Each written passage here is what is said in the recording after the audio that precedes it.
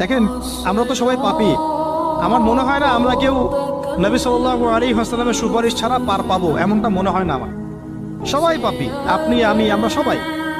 তো যে নবীর সুপারিশ আমরা প্রত্যাশা করছি, সেই নবীর সুন্নতকে যদি এইভাবে অবজ্ঞা করতে থাকি, তাহলে কি সুপারিশ পাবো ভাই?